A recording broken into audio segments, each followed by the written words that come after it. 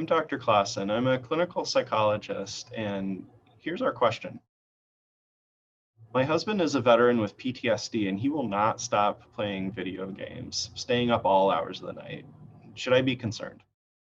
This is a wonderful question because I think it kind of nicely illustrates a problem that's happening in a lot of military families right now. I always kind of look to see like what is the degree of involvement or the sort of impairment as a result of a certain behavior, whatever it is, whether it's video game playing, alcohol use of pornography, shopping, whatever it is. And I would say that there is reason for concern if it is to the point where your husband is like checked out of relationships with your children, checked out of your relationship, if he's staying up all night and is not able to function at work the next day or not able to make appointments, that's when it kind of crosses the line from sort of a, mildly obnoxious behavior that a spouse would engage in into something that's a little more serious and might merit clinical intervention.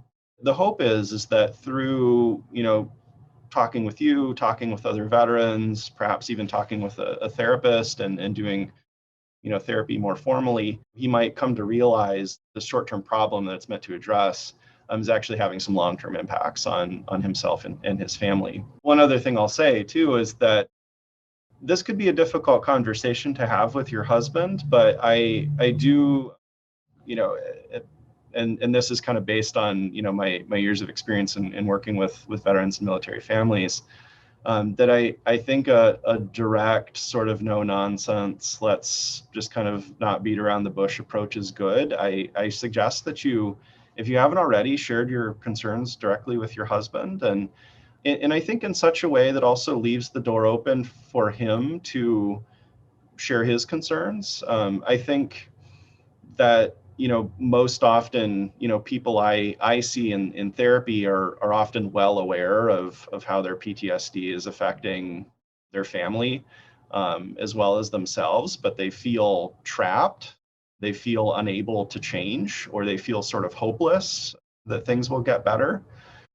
And so I think while you're sharing your concerns directly with him, also realize that he may have some of the same concerns that you do. And I think if he's able to express those, either through, you asking him open-ended questions or giving him space to talk, you might find out that you're actually more on the same page than it seems.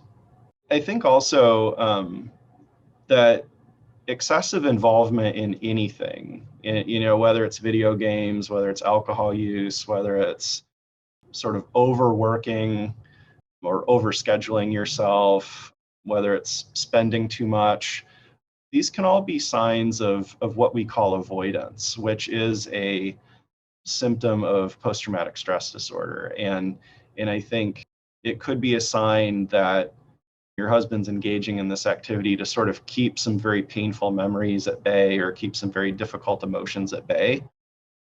And so I think it's important to think about the level of impairment or the effects it's having on you and your family, as well as your husband, but also to recognize what's the function of the behavior. Why is he doing this? What problem is it helping him to solve?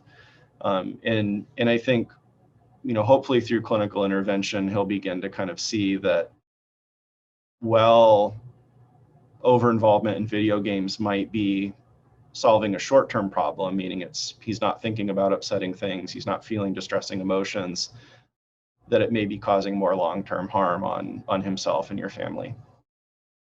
Thank you for the question. BrainLine is powered in part by Wounded Warrior Project to honor and empower post 9/11 injured service members, veterans, and their families.